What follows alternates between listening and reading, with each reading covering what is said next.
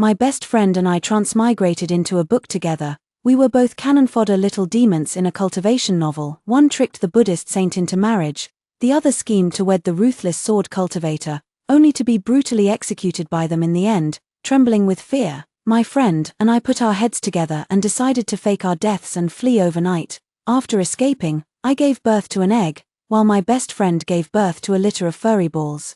My ex-husband and his buddies chased after me with murderous intent. You had the guts to trick a man, so don't you dare run away. In a daze, I opened the door while holding my waist, locking eyes with my best friend Su Miao, who was also holding her waist.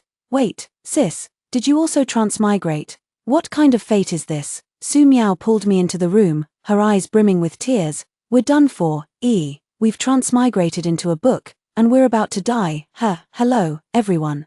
Welcome to my channel. Subscribe us to read wonderful stories every day. Now the story begins. After Su Miao's explanation, I finally understood. We had transmigrated into the strong female lead, multi-male lead cultivation novel she had been serializing recently, where high-quality male cultivators were a dime a dozen. Among them were a pair of ascetic brothers, one a Buddhist saint and the other an emotionless sword cultivator, on their first journey down the mountain for training.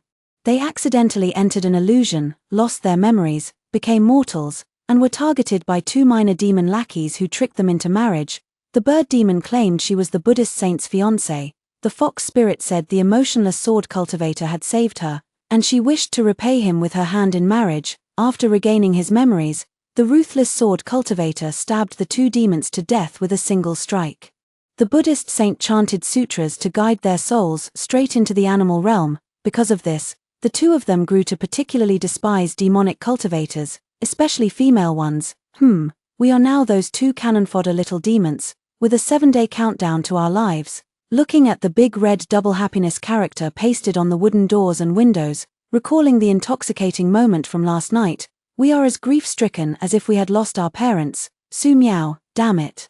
I thought it was just a spring dream, so I let myself be a little unrestrained. If I had known he was a heartless sword cultivator, I would have clung to his thigh right away. I glared at her. Stop the nonsense. We have to save ourselves. How do we get out of this illusion? Now, the holy son of Buddhism is a woodcutter, and the ruthless sword cultivator is a hunter. They've both gone into the mountains.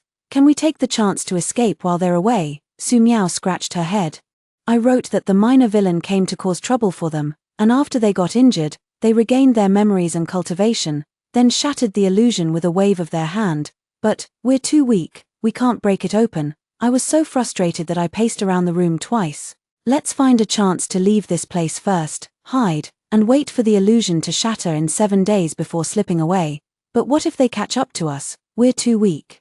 Su Miao blinked her innocent, naive, beautiful eyes and said, our cultivation levels are a full 2 major realms behind those two brothers.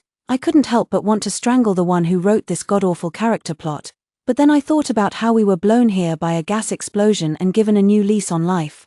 All thanks to her, so I couldn't bring myself to do it. I adjusted my non-existent glasses and sneered coldly. Well, there's only one way left. What solution? I gritted my teeth and said, before the villains come, we should flatter them until they drop their murderous intentions. You mean, we're going to stage a comeback as cannon fodder female side characters? Su Miao's eyes lit up. That could work. Don't even get me started. Xianxia's face, that waist, those legs. He completely fits the image of the male lead in my mind. Tanyin, I wrote her based on your taste too. I was left speechless. A monk with hair is indeed quite appealing. Handsome and well-built, but I don't need a husband who wants to kill me. Looking out the window, the two brothers have returned. The holy monk carries a bundle of firewood half his height, his expression distant and ethereal. The ruthless sword cultivator shoulders a wild boar with unblinking eyes, his aura cold and murderous. I shivered and quickly gave Su Miao a push. Let's go, it's time to butter up the big shots. We stepped out the door with a sense of grim determination. Heading toward our respective husbands. Husband, you're back. Are you tired? Thirsty? Let me pour you some water, I said with gentle care and a touch of shyness. Su Miao exclaimed in surprise. Heavens, my husband, you are amazing. To take down such a large wild boar with just one arrow, you're practically the reincarnation of Hu Yi. Are you hurt? Let me apply some medicine for you. I pulled the Buddhist saint, Tanyin, aside to drink water, his handsome face slightly flustered. Wife. I'm not tired, you must be exhausted from last night. My brother and I will prepare lunch. My face flushed with embarrassment. No, no, no, I'm not tired. You and uncle work so hard to support the family, how could I just indulge myself? On the other end, Xianxia and Su Miao had a similar conversation. After warmly caring for the two brothers, we rushed into the kitchen, ready to start a fire and cook. Then, staring at the old-fashioned earthen stove and flint, we both fell silent. Having only ever known how to turn on a gas stove, how do you light this fire? I shook my head with a heavy heart. Madam, you don't know how to start a fire, let me do it. Tanyan suddenly appeared, smiling shyly. Thinking of his inexperienced self from last night, my heart softened a little. But as I turned my head, I saw Xianxia in the courtyard dismembering a wild boar, his knife rising and falling, blood gushing out. My legs went weak, after Tanyan helped us start the fire. She took the initiative to go out and fetch water. Su Miao and I hugged each other and cried for 3 seconds, then began to pull ourselves together. Compared to staying alive, what's cooking? If those 2 big shots are willing to let us live, forget about a farm stay, would even survive on a deserted island. Su Miao and I started cooking with all our might. Fortunately, neither of us likes takeout, and we're used to cooking for ourselves. We quickly got the hang of the old-fashioned earthen stove and made a delicious 3-dish meal from 1 pig. Tanyan ate the meat with a straight face and shyly praised, "Your cooking is truly excellent." After the meal, I secretly asked Su Miao, "This Buddhist saint not only has hair but also eats meat. Isn't this going to become evidence against us later?" Su Miao, "Don't worry, wine and meat pass through the intestines, but the Buddha remains in the heart. If we had a real monk, readers wouldn't buy it. Besides, didn't you two consummate your marriage last night?" She gave a wicked smile and suddenly said with a coquettish tone, "Since we're going with the cannon fodder's counterattack trope, shouldn't we put in more effort tonight?" I looked up at the sky in speechless exasperation. "We only have 7 days. Do you really think we can win over 2 big shots just by sleeping with them in such a short time? I plan to coax them first, and when the villain attacks, we'll step in to take the blow." Su Miao interjected excitedly. Oh, I know. They'll regret it bitterly and chase their wives to the crematorium. Stop imagining things. Looks like you want to be thrown into the crematorium yourself. I crossed my arms coldly. We took the blow for them. So we've saved their lives. How could they stab their benefactors? Even if they lost their innocence, we nearly lost half our lives. Su Miao's face fell in disappointment. "You're right, we're just cannon fodder. Staying alive is what matters most." We began to discuss the specific plan. To make it easier for the brothers to forgive us afterward, we decided to start implementing Plan B tonight. Late at night, after Su Miao and I encouraged each other, we resolutely turned and walked into our respective bedrooms. As soon as I entered the room, I saw Tanyan sitting on the bed. His inner robe was loosely worn, his slightly damp black hair hanging low, clinging to his chest and his beautiful collarbones. He shyly shifted further toward the inner side of the bed. "My lady, it's time to rest." My mind instantly exploded like fireworks. Tanyan is a seductive fake monk, but I am a female programmer with an iron will. Especially when deadlines are looming, men are precious, but life is priceless. I took a deep breath. "Here I come, blow out the lamp and get into bed." Tanyan's hands began to stir restlessly, climbing up my waist, the heat overwhelming. I tried hard to ignore a certain overly conspicuous little thing, closing my eyes and silently reciting a mantra. Soon, Tanyan's body stiffened, and he fell asleep. I entered his dream. He stared at my enormous bird form and asked dazedly, "You? What kind of demon are you?" I resisted the urge to lower my head and peck at my emerald feathers, smiling gracefully instead. "I am one of the countless manifestations of the peacock Mingwang Bodhisattva. Seeing that you possess remarkable spiritual potential, I have come especially to guide you into the Buddhist path." Grateful to Su Miao, this unreliable author, she set us up as minor demons with low magical power. But, since Tanyan and his brother are mortals now, no matter how weak we are, we can still use magic to control them. The 2 original hosts used it to seduce men, but failed. What a bunch of losers. Our plan is to act out 6 lifetimes of tragic romance with the brothers in their dreams, pretending it's all part of the illusion, with the gratitude for taking a blow on the 7th day. Even if they wouldn't go all out for us, they at least wouldn't try to kill us again. The plan went smoothly. In the dream, Tanyan remembered nothing and obediently listened to me.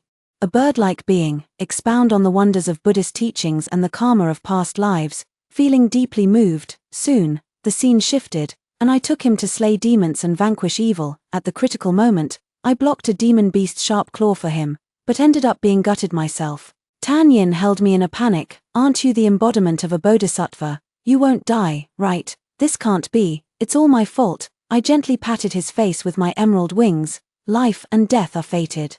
This is my destined calamity, and it has nothing to do with you. After weakly reciting the lines Su Miao had prepared, I withdrew as planned. The moment before the dream shattered, I faintly saw Tan Yin shed a tear, falling upon my false, broken corpse. I couldn't feel it clearly, yet there was a slight warmth in my heart.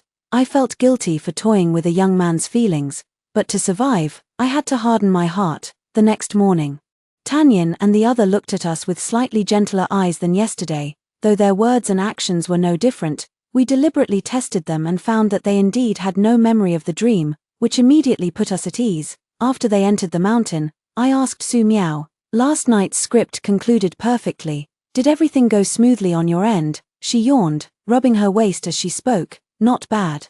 I just accidentally used a charm spell instead of a decoy technique while fighting monsters." Me. So, Su Miao is a lazy author who wrote similar scripts for us, all following the same pattern, guiding a mortal youth into the path of cultivation and then dying for him. The difference is, I played the role of the guiding companion bird, while she played the fox demon master, she said with a drained expression. In the end, I had no choice but to change the taking the blade plot into a forbidden master-disciple tragic romance. I'd rather die than yield, and he was heartbroken. "I have a headache, you should sleep less." Once Xianxia regains his memory, the first thing he'll do is pluck the fox's fur. Su Miao nodded obediently and dictated tonight's new script to me. I listened carefully.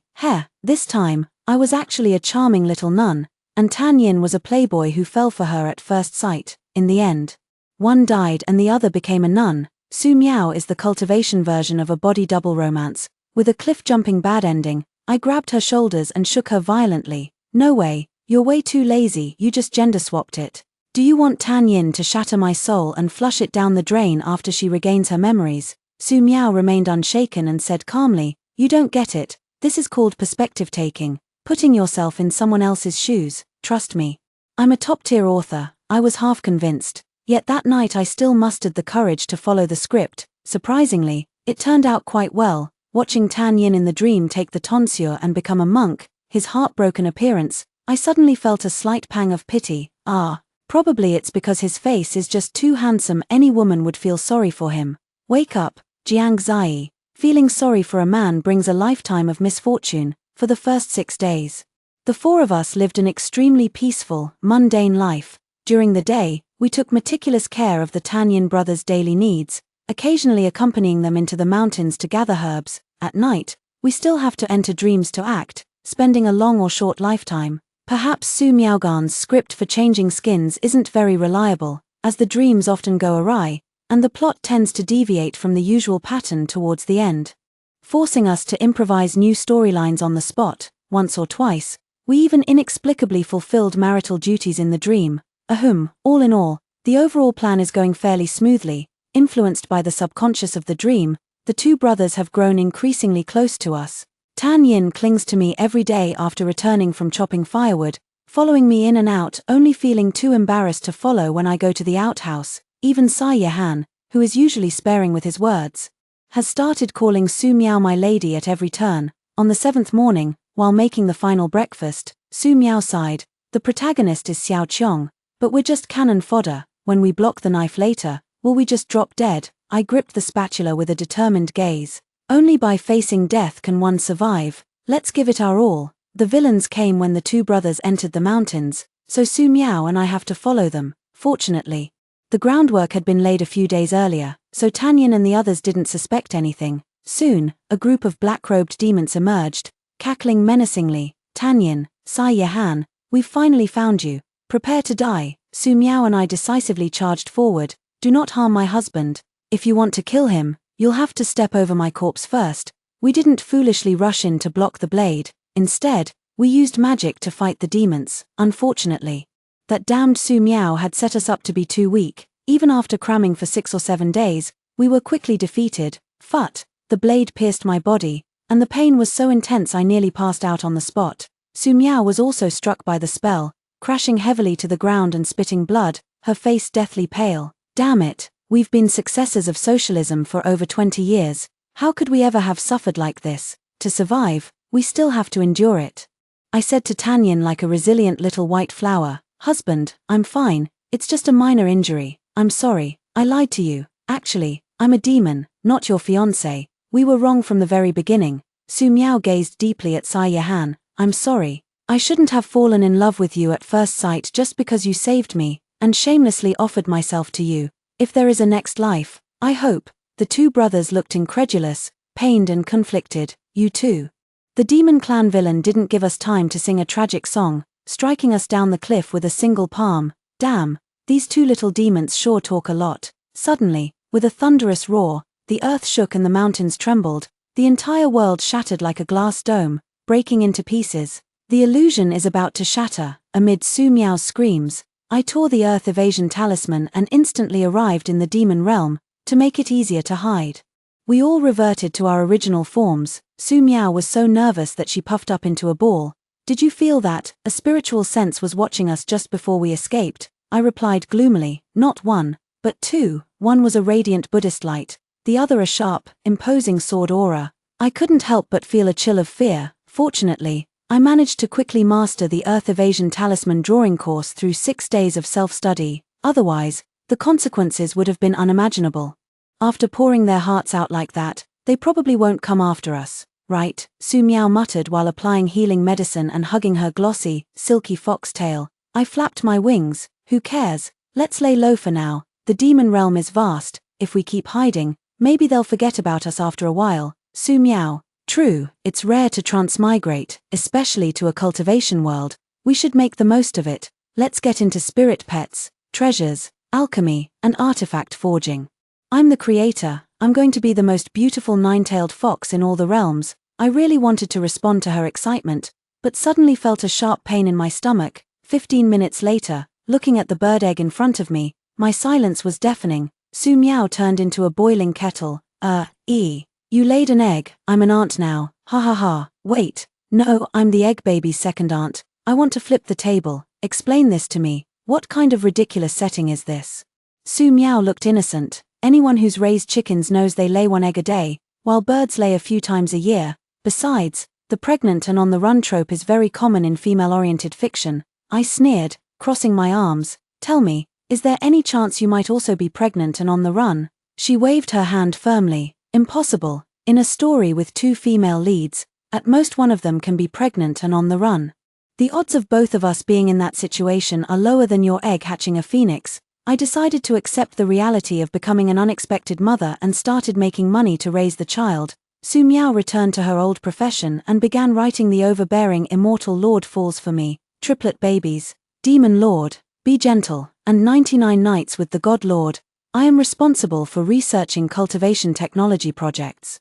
On the day we developed the Jade Slip version of the mobile phone, the egg hatched, and the little one emerged. It's a little wet red bird, flapping its soft wings, chirping and calling me mother. My straight girl heart instantly melted. Then I grew puzzled. I'm green-feathered, so how did this little one turn red? A genetic mutation. Su Miao: This should be atavism, reverting to phoenix bloodline. Look, there's a bit of gold mixed in the red feathers." A chill ran through my heart.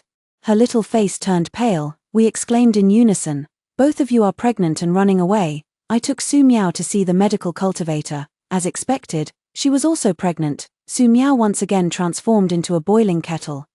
Why am I also running with a ball? This isn't scientific." I held the phoenix-headed, phoenix-brained egg baby. "Ha, the most unscientific thing is that mouth of yours, after the egg baby's first month." Su Miao whimpered and gave birth to 3 little fluff balls, 1 boy and 2 girls. 5 years have passed in the blink of an eye. Egg boy awakened his fire-breathing skill and nearly burned our house down. Fortunately, both Su Miao and I are incredibly good at making money, selling mobile phones and storybooks all over the entire cultivation world. Lately, I've also set up spiritual power base stations, an online shopping platform, and a storybook website, diving into all sorts of side hustles. Saying we're making a fortune every day would be an understatement. The little foxes are also quite impressive. The eldest has already cultivated 3 tails. Oh, right, Su Miao, who is obsessed with writing stories and neglects her cultivation, only has 2 tails. And her cultivation level is even lower than the cubs. We have money, leisure, beautiful cubs, and countless handsome male demons pursuing us. Living a blissful life. The only downside is that both of us are cannon fodder, with poor innate talent and constitution. Even if we spend a fortune on marrow-cleansing elixirs, our cultivation progress is still too slow. I have a strong sense of urgency, so from time to time, I leave the little ones with the seahorse demon who runs the daycare next door, and take Su Miao out for training. That day, we worked together to take down a giant demon spider. Suddenly, the world spun around us. In the blink of an eye, we were teleported from the cave to a gloomy cemetery, with ghostly shadows howling around us. What's going on? Is this an illusion too? I sense danger in the air around me and immediately go on high alert. Su Miao's voice trembled. We're done for. That person looks like Tan Yin. And behind him is Sai. I turned around stiffly. Not far away, two figures swooped in before my eyes in an instant. Su Miao was swept away by a soaring sword aura and vanished without a trace. Tan Yin gritted his teeth and grabbed my chin. Xianxia, I've finally found you. After 5 years, his cultivation has grown even stronger, truly worthy of being the top candidate for the harem. I'm trembling with fear. Bro, are you trying to find me and smash me into the animal realm with a single bead strike? Help, fellow cultivator. Please hear me out. The man slowly caressed my face, his gaze complex. All right. Speak. Suddenly, a woman's voice called out, Tan Yin, what are you doing? The souls in the tomb still need your salvation. Qingsu and the others can't hold on much longer. Where has Sai Yahan run off to again? Qingxue, Lin Qingxue, the female lead. Tan Yin grabbed my wrist and flew over a small hill. I saw that behind the little beauty who had just called out, there was a great beauty and 2 male cultivators fighting skeletons and ghosts. The little beauty asked me nervously, who are you? Do you know Tan Yin? Could it be that this is a female side character, one of the female lead's teammates who has a secret crush on Tan Yin? I felt a sour feeling in my heart and wanted to say that I was just passing by, but Tan Yin did something to me that left my whole body stiff, even my tongue couldn't move. He cast a spiritual barrier and coldly said to the little beauty, she is my creditor, then began to chant scriptures while fingering his prayer beads. Me, are you sure she's a creditor? Not here to collect a debt from me. While trembling, I tried to recall the plot. It's been 5 years, and they're still grinding the graveyard dungeon. Oh, the progress is about halfway there. Tan Yin and his brother should have started to fall for the female lead by now. Those dog-like men. I snapped back to reality and immediately gave myself 2 slaps in my mind. All the male supporting characters are the female leads to claim. Am I crazy to dare compete with the female lead for a man? Fortunately, I'm extremely rich now, and even my Earth Evasion talisman has been upgraded to the deluxe version. While Tan Yin and the others were focused on fighting the Ghost King, the moment the Ghost King went berserk at the end, I broke through the restriction he had placed and made my escape once again. Back to my hideout, I saw Su Miao, her face deathly pale. She had just arrived too. What's wrong? Is Sai Yahan trying to hunt you down? Su Miao shook her head gloomily. No. He just called me a liar. I slipped away when he wasn't paying attention. Then, realizing something, she asked me, where's Tan Yin? Did he let you come back? I knew it. The Buddha's holy son has a much better temper than that bastard Sai Yahan. I rolled my eyes. Tan Yin does have a good temper. Even when he's that angry, he still has the mind to help the female lead fight the Ghost King. Hurry up and try to remember which map the female lead and the others are heading to next. If it's close by, we need to quickly take the little ones and run. Su Miao thought for a moment. After defeating the Ghost King, the tomb will crack open, and they'll fall straight into the netherworld. It'll take at least half a month for them to return. Excellent. Let's quickly plan our next move. For the first time, I praised her absurd plot and began drafting the runaway with a baby 2.0 plan. Just a few lines into writing, 2 men appeared before us. Sai Yahan was like an Antarctic volcano on the verge of eruption, his smile icy and dangerous. He shot me a warning glance, swiftly hoisted Su Miao onto his shoulder, and vanished again. Hey, let me go. Su Miao's voice cut off abruptly. I wanted to chase after her, but Tan Yin caught me right away. His gaze was gloomy and frenzied. Wife, you still have the leisure to care about others. Shouldn't you explain what happened 5 years ago? I forced myself to stay calm. It was just an accident back then. Su Miao and I didn't know you were cultivators. If we had known, we would never have provoked. Before she could finish her words, she was silenced by the man's forceful kiss. His scent was both familiar and unfamiliar, a faint woody fragrance. But compared to the gentle tenderness of 5 years ago, it now carried a domineering edge that made me tremble and weak in the knees. Too late. You've already provoked me, don't even think about denying it. Tarnin's eyes were red, as if he wanted to crush me, before reason completely gave way, for tender, childish voices rang out in the room. What are you doing? Don't bully my mother, you villain, stop it. Tanyin froze, turning to stare at the 4 toddlers, each about 2 or 3 years old, her eyes wide with shock. Mommy. I resisted the suicidal urge to respond with yes, and pushed Tanyin aside. Ahem, yes, I have children, come to mommy, perhaps due to the atavistic bloodline. The 4 cubs transformed into human form later and were still unsteady on their feet, which led Tanyin to misunderstand. Perhaps it's for the best. I crouched down and hugged a row of little toddlers to comfort them. Mommy is fine. This uncle was just joking with me. At the same time, I frantically signaled them with my eyes. Tanyin was greatly shocked. Are you married? The kids cooperated by staying silent and watching the drama unfold. I'm just a cannon fodder character. And he's a potential member of the female lead's harem. We were never meant to be entangled, but judging by Tarnin's reaction just now, it seems he might have some feelings for me. Suddenly transported to this dog-eat-dog alternate world, all I want is to live peacefully with Su Miao and the children, nothing else matters. I made up my mind and started talking nonsense. With your cultivation level, you should be able to see my true form, right? This child's father is a red sparrow demon. And these 3's father is a fox. Before I could finish speaking, the 4 little ones were instantly teleported to the bed, falling asleep in a neat row. Tarnin's face was extremely grim as he suddenly pushed me against the wall, biting my lips fiercely. Zai. You lied to me again. Forget about those 3 foxes, that little bird clearly has my bloodline. Then came the storm. I was kissed until my vision went dark, cursing myself for being so foolish. Damn, having been in the scientific society for too long, I actually forgot that the cultivation world has all sorts of mystical arts. Recognizing kinship with the naked eye is totally a thing. Tanyin, calm down. I struggled to catch a breath under his restraint. I just don't want to come between you and Miss Lin. Tarnin's movements instantly softened, and his gaze grew tender. There was no affair, we were already married, weren't we? Gentle kisses fell upon my forehead, eyelids, the corners of my lips, my ears, then spread delicately and densely downward. He coaxed softly. Zai. For the sake of our child, let's start over. Alright. Oh, I'm the type who responds better to kindness than force, except in bed. Well, that works too. I willingly gave in. But I soon regretted it. What gentleness, shyness, tenderness, it was all an illusion, probably still holding a grudge against me for deceiving him. Tanyin was no longer as gentle as he was on our wedding night, nor as inexperienced as when we got carried away in the dream. He practically turned into a starving wolf, ready to devour me whole. I'm a science major, I don't know how to use rhetorical devices. He literally wants to tear me apart. An hour ago, the cold and aloof holy son of Buddhism was chanting with prayer beads to guide lost souls, but now his eyes are red-rimmed and his face flushed with passion, gripping my waist as he threatens me. Will you dare lie to me again? Will you dare run away again? He was thrusting so hard my soul nearly left my body. All I could do was shake my head frantically through tear-blurred eyes. No, no more running. Be gentle, Tilda. As I reached the peak, I suddenly remembered something. Not counting that spiritual connection in the dream, we only did it once 5 years ago, and I got pregnant. I don't want to become a mom again so soon.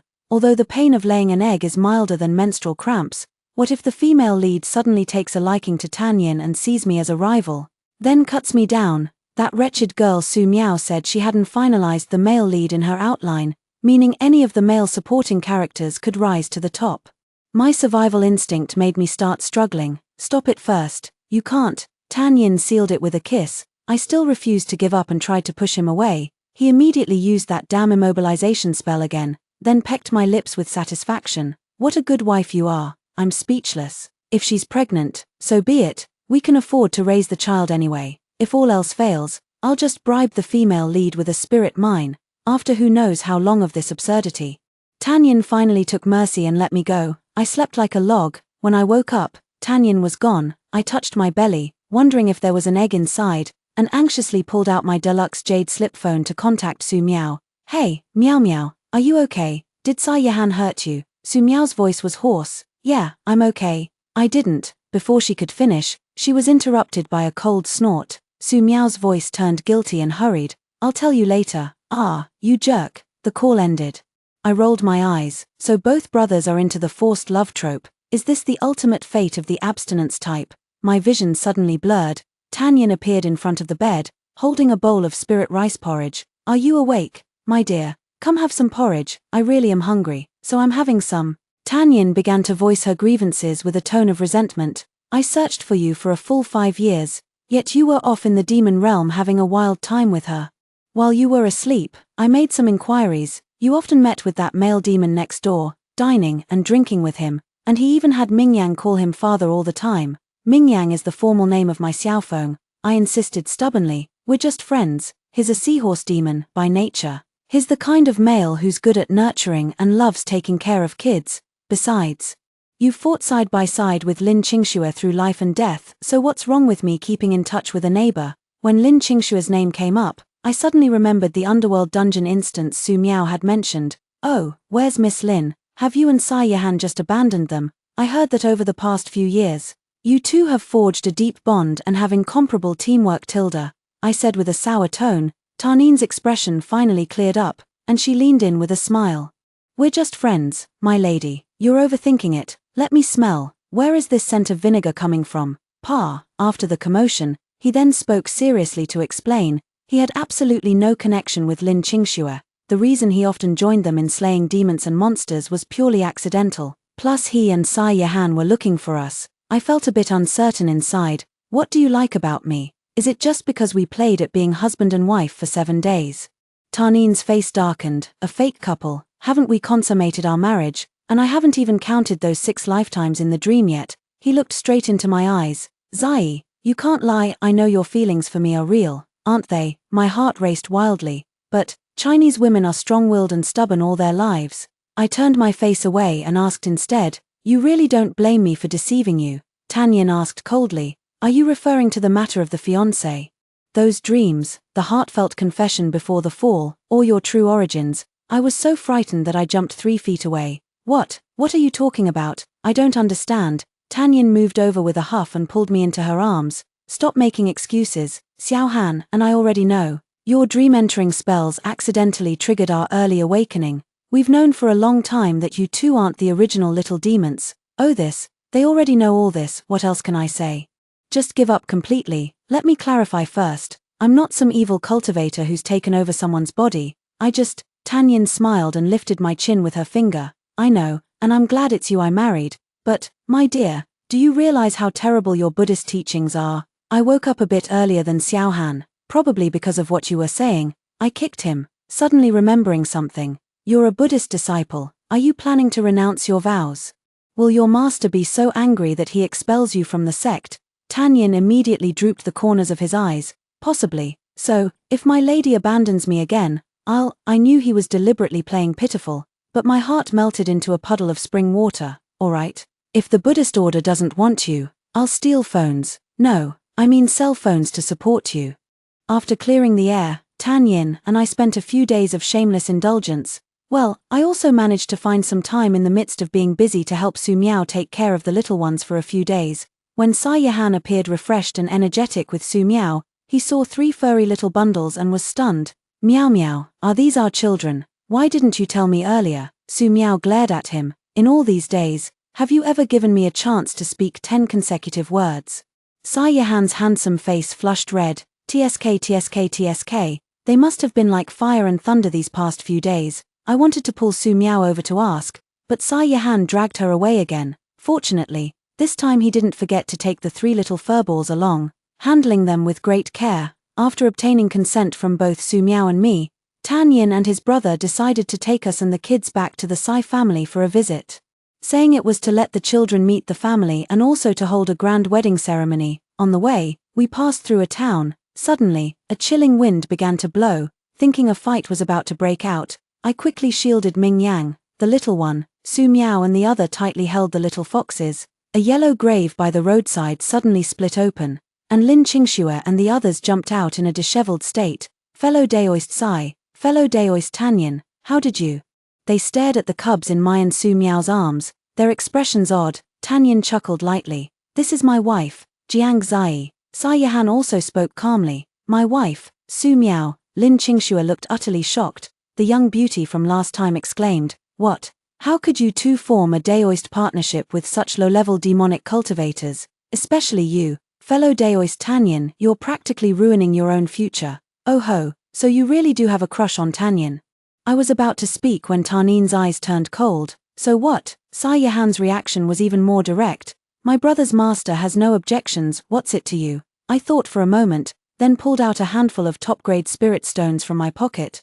Each worth 10,000 spirit stones, the equivalent of diamonds in the cultivation world. Think you're so great just because your cultivation is high.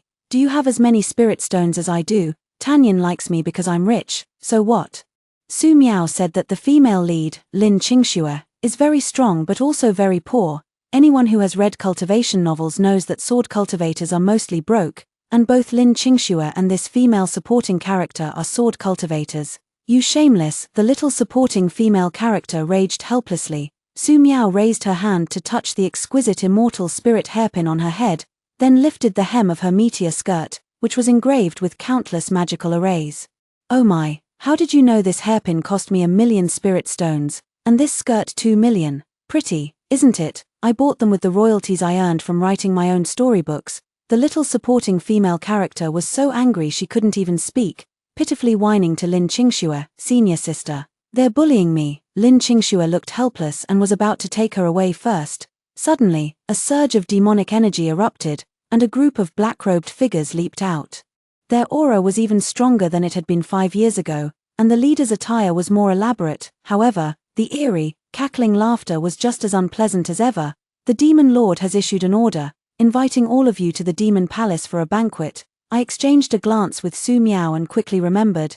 In the plot, the Demon Lord did indeed send people to capture Xianxia and the others, all for some treasure on Xianxia's person, but the timing should have been later.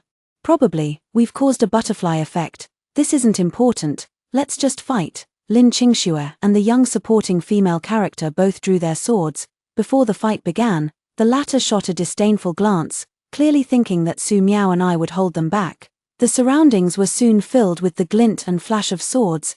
Tanyin held onto me tightly with one hand, and Siban did the same.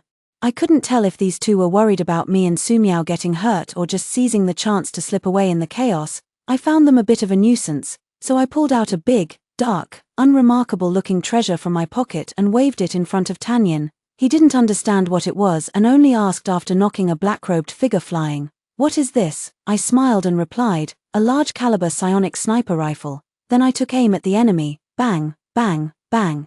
Several figures in black robes fell to the ground like broken ragdolls. Su Miao turned into a boiling kettle again. You fought without calling me. How mean. While complaining, she fumbled in her storage bag, pulled out a few round little gadgets, twisted, pulled, and threw them. Another wave of enemies exploded into fireworks. Tanyin and Xianxia were dumbfounded. What is this again? Su Miao grinned, hands on her hips. This is a spiritual energy grenade. Specially developed by for me. Jealous, aren't you? The two brothers nodded enviously, as if awakening their inner modern otaku souls. The Mingyang four brothers refused to be outdone and began spraying fire at the isolated, injured-robed figures, casting charm spells on them, causing them to attack each other in utter chaos. Soon, Xianxia and the others, holding their cold weapons, looked at the battlefield with no surviving enemies and fell into silence. She grabbed the little supporting actress by the back of her collar and came to find Su Miao and me. Apologize, the little supporting actress said, fellow Daoist Jiang, fellow Daoist Su, I'm sorry, I shouldn't have judged by appearances. Su Miao and I shrugged. To know one's faults and correct them is a great virtue. We forgive you, Xianxia immediately asked excitedly. Do you sell this weapon? How much? I stroke my chin. You're a sword cultivator. Would you consider modifying your sword to emit spirit energy beams? Let's be friends. I'll give you a 20% discount.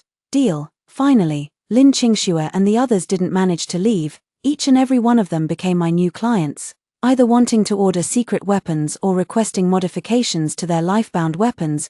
Brother Tanyin even invited them to the Sai family's wedding banquet. They followed along, in pain yet with joy. I was a bit worried that the Sai family would blame me for disrupting Tarnin's spiritual practice, but in the end, everyone accepted my and Mingyan's arrival with beaming, auntie-like smiles. Mrs. Sai even praised me for having the ability to bring her son back to the mundane world, so he wouldn't have to live a lonely life, and so on. The wedding was grand, with a huge number of guests, The process was only halfway through when suddenly dark clouds churned. And the earth shook violently, my vision blurred. When I opened my eyes again, the surroundings had turned into a gloomy, towering platform. Su Miao and I were hoisted high up.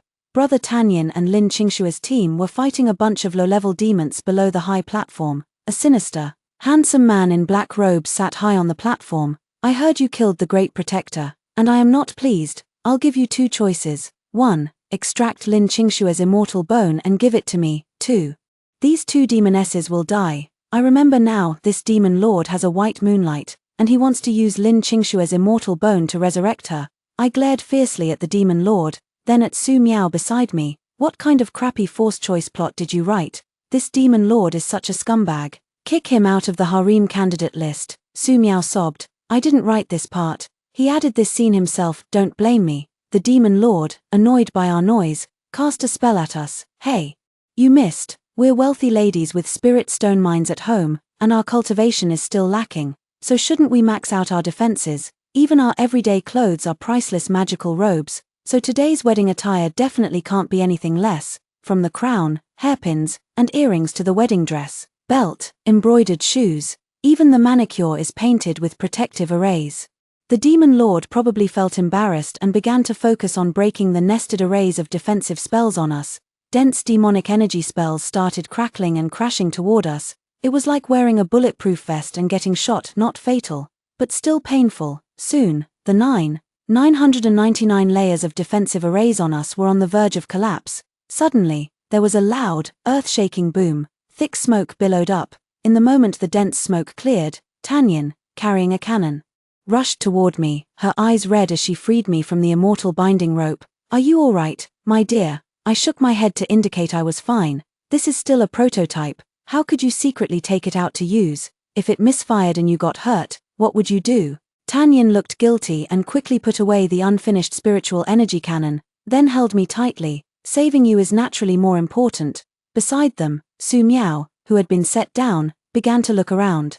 Where's the demon lord? Xianxia secretly glared at Tanyin, seemingly displeased that he had secretly brought out this big treasure to end the battle, stealing his credit for rescuing his wife. He said coldly, blown up, ran away, probably won't have the energy to cause trouble for the next 3 to 5 years. Lin Qingshuo walked over, her face full of guilt. Fellow cultivators, it's all my fault for dragging you into this. I'm sorry. I glanced sideways at Su Miao. This isn't your fault.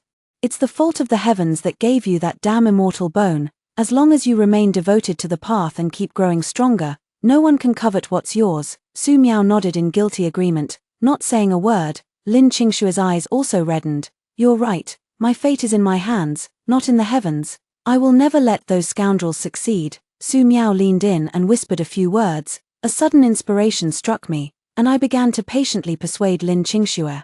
I've recently started a new project, planning to research this method of nurturing the sword with one's own body. It might help you conceal your immortal bone. Are you interested? Lin Qingshue's eyes lit up. A few more years passed. The project was successfully completed. Lin Qingxue was completely convinced by us. Fellow Daoist Jiang, fellow Daoist Su, you are truly amazing. I, Lin Qingxue, will never forget your kindness for the rest of my life. Su Miao and I exchanged a smile. Keeping our achievements and reputation hidden, to be personally acknowledged by the daughter of fortune and become her benefactor, we must surely have a bright future ahead. Well, as long as those 2 dogmen don't cause trouble, after getting married, we plan to move back to our old lair in the demon realm. The spiritual energy here is abundant, and there are plenty of demonic beasts nearby, perfect for training through combat. They argued confidently. Su Miao and I just shrugged. Fine, anyway. With a phone, we can get in touch no matter where we live. The 2 men immediately darkened their faces, shooed Ming Yang and the others out to play, then carried us into the house separately. Tanyin held my ankle, his tone faint and subtle. Darling, which dog of a man or demon do you want to contact? I slowly lifted my hair, winked at Tanyin, and traced circles on his chest with my bare feet. What male demon could match my husband's elegance? Tanyin was satisfied. Biting my lips as he prepared for a new round of passion, I cooperated enthusiastically, but just at the critical moment, I suddenly grinned mischievously. Ah, husband, stop it quickly. Don't hurt Mingyan's little brothers and sisters. Tarnin's face changed dramatically. What, you? The jade slip phone suddenly chimed. and upon answering, it was Su Miao. Watilda. I think I'm pregnant again. What should I do? Ah, you are too, how annoying. What, you're about to give birth? Wait. I'm coming, Xianxia. Get away. Su Miao rushed over in a hurry, but unfortunately didn't make it in time for the scene. I handed the egg to Tan Yin. Go on, it's your turn to hatch it this time. I need to do my postpartum confinement. Tan Yin glanced at the two of us holding hands and sharing private words, then resentfully cradled the egg and left. Su Miao whined enviously. I want to lay eggs painlessly too. I want a male mom to hatch them too. Damn Xianxia, why isn't he a bird? Oh. Why don't you go back and change your character setting? Never mind, it's fine as it is. Outside the window, Tan Yin was carefully tucking the new egg baby into her embrace, with a golden-red chirping little one perched on her shoulder. Dad, is this a little brother or a little sister? I want a sister. Woo-woo. Second uncle has 2 sisters, and I don't have any. Why are you so useless? Tan Yin. I smiled and said to Su Miao, I think it's quite good too.